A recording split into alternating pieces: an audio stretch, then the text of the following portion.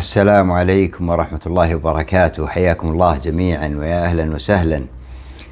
اللهم أني أسألك بأن لك الحمد لا إله إلا أنت وحدك لا شريك لك، المنان يا بديع السماوات والأرض، يا ذا الجلال والإكرام، يا حي يا قيوم. إني أسألك الجنة وأعوذ بك من النار. اللهم صل على محمد وعلى آل محمد كما صليت على إبراهيم وعلى آل إبراهيم إنك حميد مجيد. اللهم بارك على محمد وعلى آل محمد كما باركت على إبراهيم وعلى آل إبراهيم إنك حميد مجيد. اللهم أتبعنا أثر نبيك محمد ولا تفتنا بعده. حياكم الله جميعا ويا أهلا وسهلا.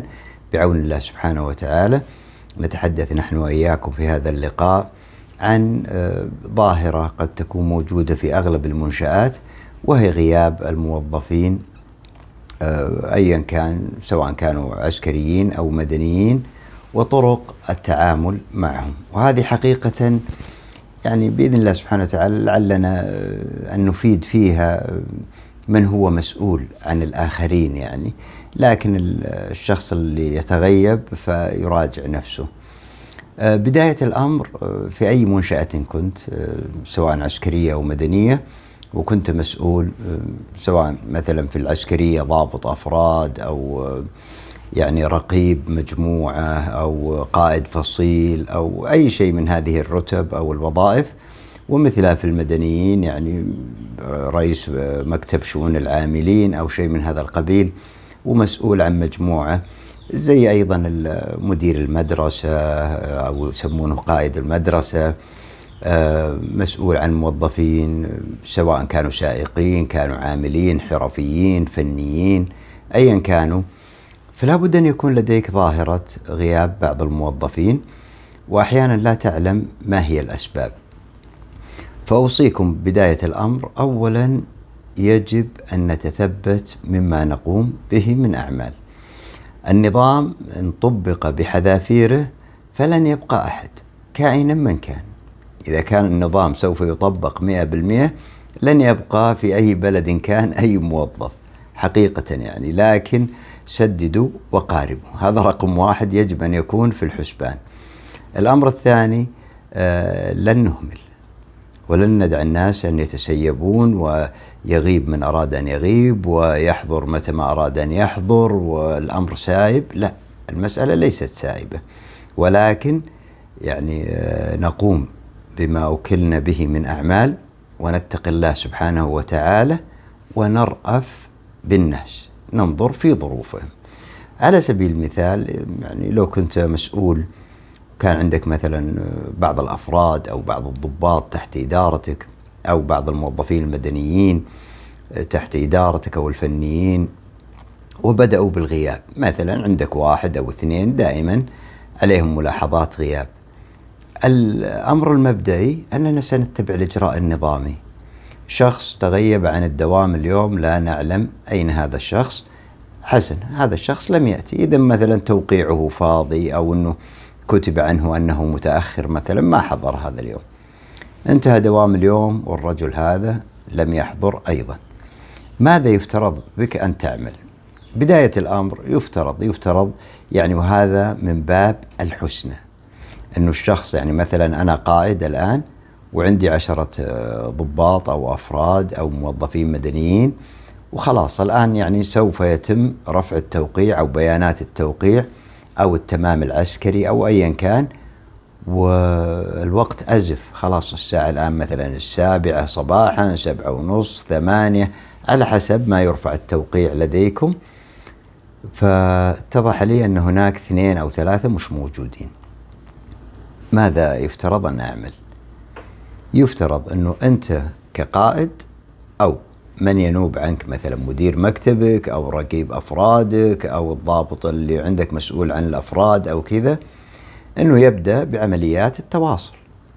ما في شخص لا يوجد عنده جوال، يتم الاتصال عليه 1 و2 و3. تأكد من زملائك، بعضهم يعني قد يكون قريب من المنشأة، ولكن يعني مثلا تعرفون ما شاء الله يعني الرياض عندنا زحمة فظيعة جدا، إذا ما تطلع قبل الوقت بساعة ولا ساعتين ربما لا تدرك يعني. فربما يكون تأخر، ربما يكون عطل في السيارة، ربما يكون نائم لم يستيقظ، كان سهران بالأمس لظرف معين، كان راجع من سفر، يعني ففيه هناك أشياء يعني ربما جعلت هذا الرجل يتأخر، ولكن هذا الرجل في الأساس هو لا يتأخر. لذلك مثل هذا يتم التعاون معه يعني، وغض الطرف عنه، يعني الأمر إن شاء الله يسير، يعني ما في شيء كايد يدعو إلى السرعة في استعجال في اتخاذ القرار والإساءة مثلا لهذا الموظف. ارأفوا بالناس، يعني أنت يا سعادة المدير أنت في يوم من الأيام كنت مثل هذا الرجل، الآن أنت مدير وأنت مسؤول عن هؤلاء الناس، تمام؟ لما كنت موظف سابق وتأخرت وكذا وتغاضى عنك مديرك وعفى عنك وتفهم ظرفك ويعني كان حسن الخلق معك، يجب أن تكون كذلك مع الآخرين. أيضا لم يحصل لك مثل هذا، فلا بد أن تتقيد بهدي نبينا محمد صلى الله عليه وسلم، وأن ترأف بإخوانك وأخواتك سواء كنا رجالا أو نساء في أعمالنا. بحثنا عن هؤلاء الأشخاص، وجدنا من استجاب على الهاتف ورد علينا: وينك يا أبو فلان؟ صبحك الله بالخير، وين أنت؟ قال: والله أنا في الطريق، والله أنا راحت علي نومة، والله أنا عندي ظرف، أنا مثلا في المستشفى، أنا كذا. ما تدري عن ظروف الناس يعني، فيتم التعاون معهم. الشخص اللي ما رد على التليفون نهائيا، ما نعلم وينه، هذا خلاص أمر الله على ما قالوا شق القرب، هذا الرجل غائب أو هذه المرأة غائبة، سواء كان موظف مدني أو عسكري، هو غير موجود، لم يحضر واتصلنا عليه ولا نعلم أين هو. لا تعلم، ربما هذا الشخص يكون وضعه سليم، ولكن أي مشكلة كانت المهم أنه ما رد، يعني إحنا ما ندري وينه. قد يكون هذا الشخص في وضع غير جيد، قد يكون لديه مشكلة أمنية، قد يكون في قضية، قد يكون ما تدري أنت وين الرجل هذا. فلذلك أنت تبرئ ساحتك بأنه الرجل هذا ما حضر عندنا اليوم. اليوم الثاني في الدوام أو في مساء تلك الليلة مثلا، بالإمكان أنه أنت شخصيا تتصل عليه أو تكلف أحد أفرادك أو أصدقائك أو يعني من يعملون معك في المنظومة العمل اللي أنتم فيها، أنكم تتواصلون معاه في المساء مثلا العصر أو بعد العشاء، تطمنوا على زملائكم وإخوتكم وأخواتكم، يعني سواء كنتم رجالا أو نساء. وينك يا أبو فلان؟ أو أنت يا أختي الكريمة مثلا تتصلين على أخواتك: وينك يا أم فلان؟ أو يا أستاذة فلانة أنت وينك؟ ليش ما داومت؟ عسى المانع خير. وبالحسنى وبلباقة. احنا ما نعرف وش ظروف الناس، والناس يعني لا تتوقعون أن هذا الشخص الذي تغيب عن العمل أنه سعيد لأنه تغيب عن العمل. هو يحمل هموم، يعني هو يعرف أن الغياب عن العمل مشكلة، والآن هو يعني يفكر: ماذا سأقول لمديري أو رئيسي عندما يتصل بي أو يسأل عني؟ وإن كان صادق ربما يكون عذره ليس ذلك العذر الجيد، فأيضا يبدأ يفكر: كيف أكذب؟ ويبدأ يستدعي بعض الظروف، وأنا حصل عندي وأنا يبغى أنه أنت يعني ترأف بوضعه. فلا تكون أنت مهاجم له، يعني مهما كان، يعني هؤلاء إخوتك وأخواتك وأبنائك وكذا، سواء كنت كبير في السن أو مقارب لهم، يعني معليش يعني. وإذا عسكري تغيب ولا موظف تغيب ولا حصل عنده أي ظرف، يعني الحمد لله رب العالمين، الأمر من سعه، يعني يستدعى، يسائل، يضبط في محضر وكذا، لكن لا يسائله يعني، وخصوصا بمسائل الألفاظ. يعني أنه بعض الناس يتكلم وكأنها شركة والده يعني أو شركته هو، ويعتقد أنه بما أنه على هذا الكرسي أن الناس يخدمونه وأنه يعني هذه أملاكه الخاصة. لا، ليست أملاكك، بارك الله فيك. أنت موظف اليوم وبكرة وبعد بكرة، وأنت موظف، وبعد ذلك ستذهب إلى بيتكم، الله يحفظك، فيبقى الذكر الطيب. طيب، احنا انهينا أول 24 ساعة. الرجل هذا الموظف لا نعلم أين هو. اليوم الثاني بداية الدوام ما حضر الشخص هذا، نبدأ أيضا بالاتصال قبل أن نرفع التواقيع هذا من باب الحسنى. يعني أنت مش مطالب أنه أنت تقعد تشيك على الناس، لا، أنت غير مطالب بهذا، لكن أنا أعطيكم من خبرتي. يعني هذا من باب الحسنى والرأفة بالناس. تمام. أنا عندما كنت يعني مسؤول وعندي موظفين ما يقارب 50 موظف، لما يقترب رفع التوقيع خلاص يحضرون عندي كامل التوقيع، يبقى عندي 3 4 5 ما وصلوا، نبدأ بالاتصال عليهم واحد واحد. اللي يرد أنا قريب، أنا في الطريق، أنا عندي الإشارة الفلانية، وبعضهم هو راقد في بيته يقول أنا عندي الإشارة، ونقول معليش أنت عندي الإشارة. يعني التشدد هذا ليس مطلوب، ولا تتوقع أن الدولة وظفتك عشان تأكل الناس، لا، الدولة أرحم بالناس منك، يجب أن تعلم هذا. تمام. فنكون مع الناس بالحسنى، لكن أيضا ليست المسألة سائبة، من أراد أن يغيب يغيب، واللي يبغى يتأخر على كيفه، وندعي أنه هذه الحسنى وهذا العمل الطيب. لا لا أبدا، أنا لا أحث على هذا إطلاقا، ولكن أنا أقول هناك ناس يمرون بظروف. يعني الرجل مداوم عندك سنة كاملة، ما عليه ملاحظات ولا عليه أي شيء، وما شاء الله منضبط، قد يتأخر قليلا، قد يستأذن يوم، قد يتغيب يوم مثلا ظرف معين أو كذا. هذا اللي يحصل، وهذا شائع عند الجميع. لا يوجد موظف يداوم سنة كاملة ما يغيب ولا يوم إطلاقا، أو ما يتأخر أو كذا، لا بد أن يحصل عنده شيء من هذا القبيل، فيكون التعامل بالحسنى. الشخص هذا تغيب يوم يومين، يفترض أنه اليوم الثالث أن يتم الإشعار عنه المرجع. يعني أنا مثلا رئيس قسم وفوقي مدير إدارة، ومدير الإدارة فوقه أيضا مدير إدارة عامة. أنا أبدأ أشعر يعني مدير إدارتي أنه عندي مثلا عسكري أو موظف مدني اليوم هو اليوم الثالث وهو متغيب ولا نعلم أينه، وتحاولنا التواصل معه وما عندنا أي معلومات عن هذا الشخص. أيضا أنا أوصيكم بشيء أنا كنت أعمله حقيقة.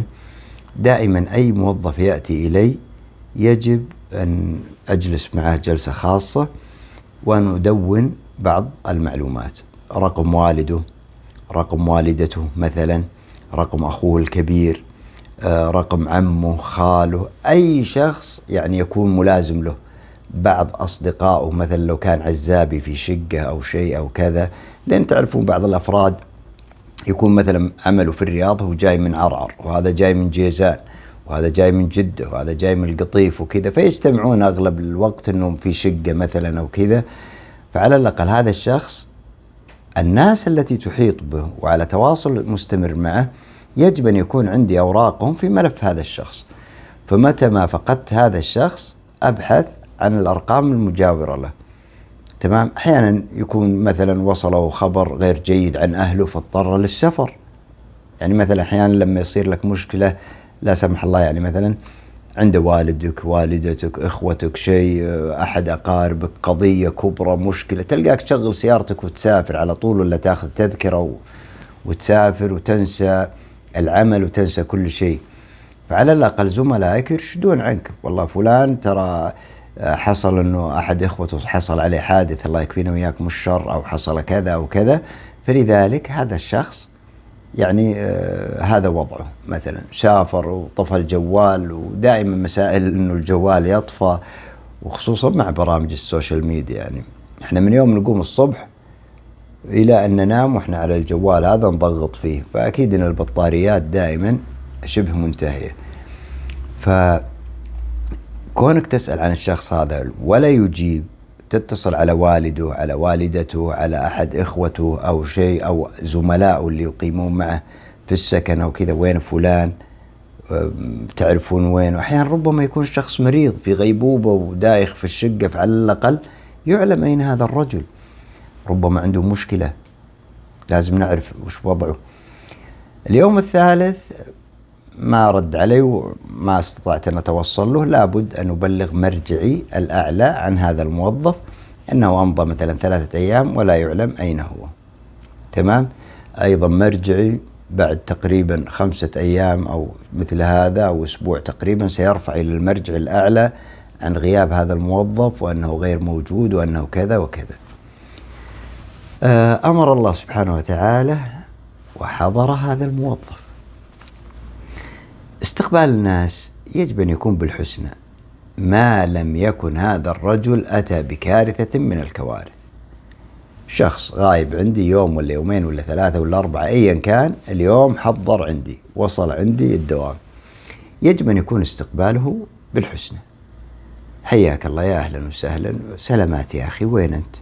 عسى المانع خير، وتستمع منه ماذا حصل منه. ربما يكون يعني في شيء مقنع، وربما أيضا لا يكون شيء مقنع. أنت عندك ورقة وقلم تكتب اللي تبغى، ولكن التلفظ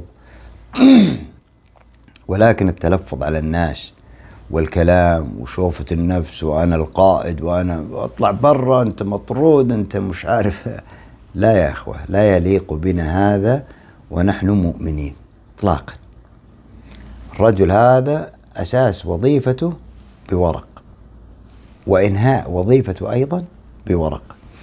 البعض قد يترخص في بعض الأمور، يقول أنا عصبي وكذا وأعطي موظفيني على رؤوسهم شوي لكني ما أضرهم ورقيا، يعني مثل هذا نوعا ما يقبل يعني.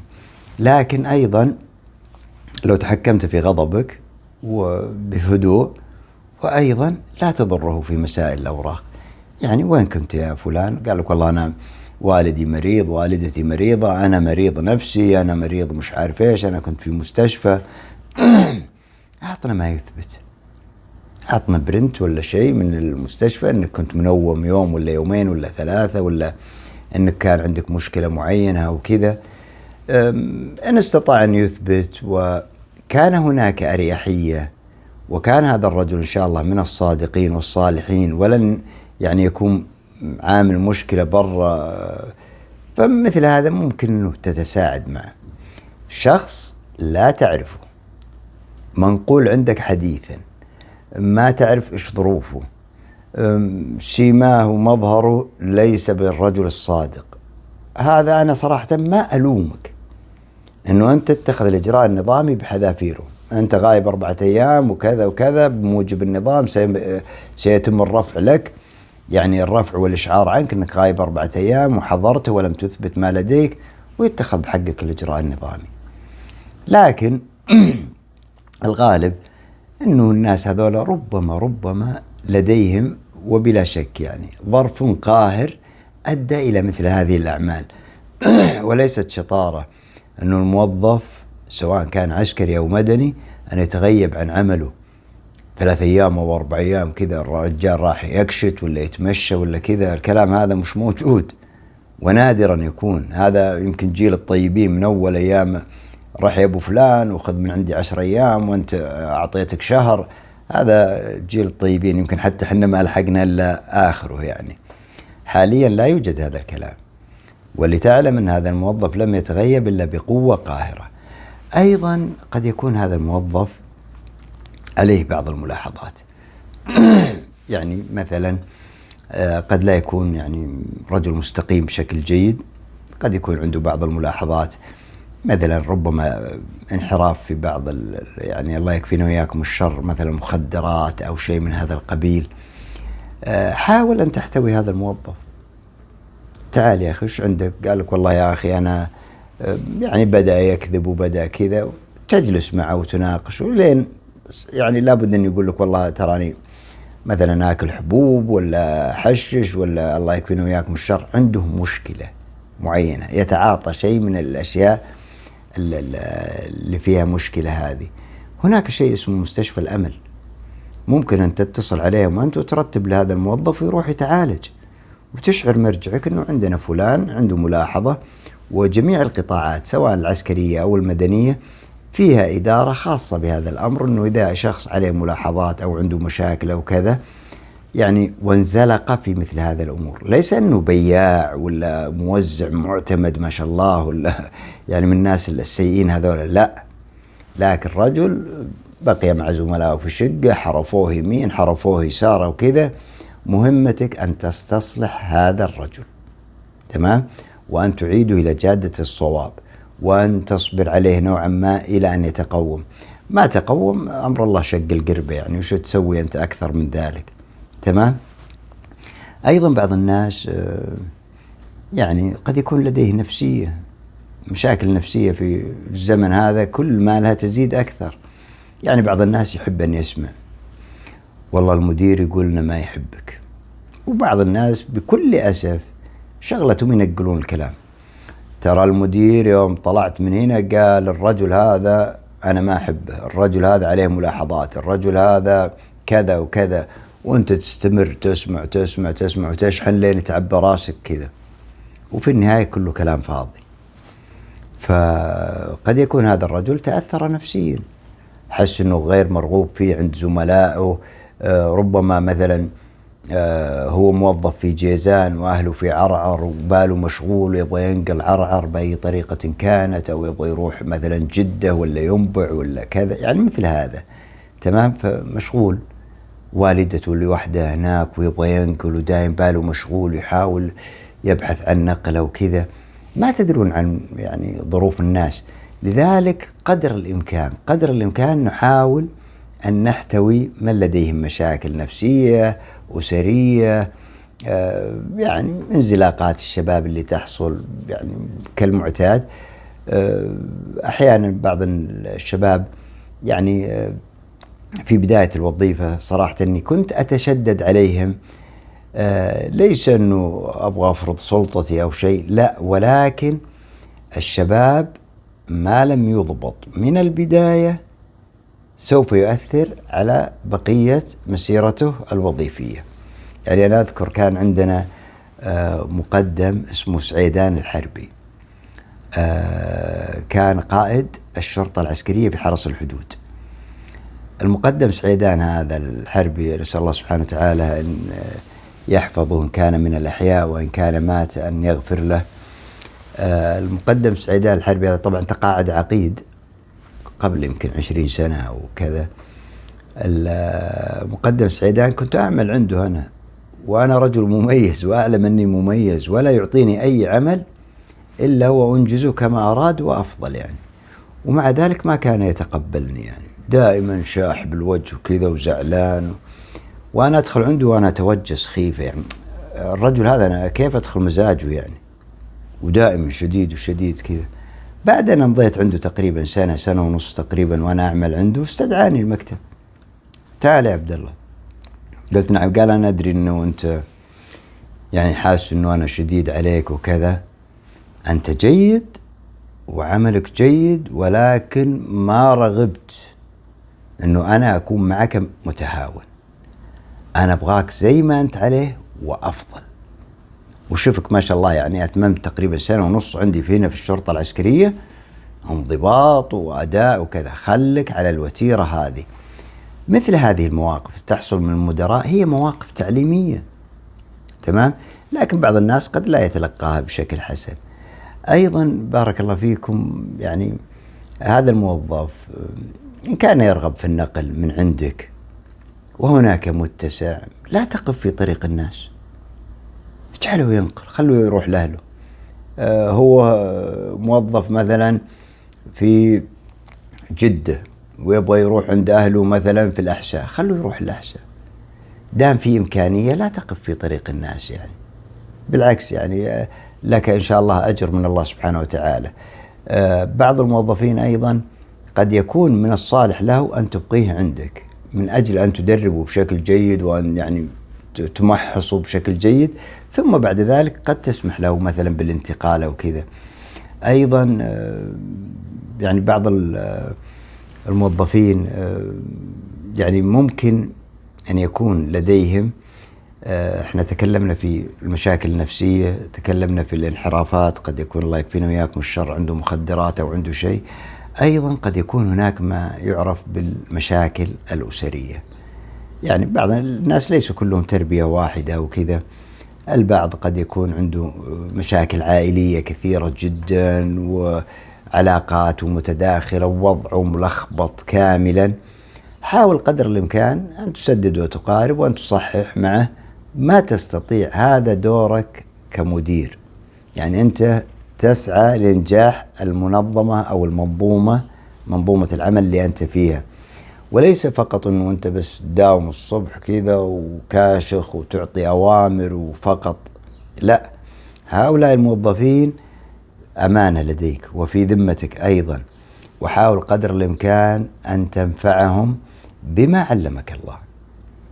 أنت مريت بتجارب، مريت بظروف، خدمتك ما شاء الله جيدة، فلذلك هؤلاء الناس ربما ما أصبحوا موظفين تحت إدارتك، ربما إلا لأنهم إما جدد أو يعني قليلين في الخبرة أو في الخدمة أو كذا. فعلى الأقل أنت بما أنك خبرة يعني كلهم أخ أكبر. نسأل الله سبحانه وتعالى أن يوفقنا وإياكم وأن ينفع بنا وبكم. هذا ما أردت أن أوصي به أبنائي وإخواني من الموظفين والموظفات. شكرا لكم جميعا، استودعكم الله. السلام عليكم ورحمة الله وبركاته.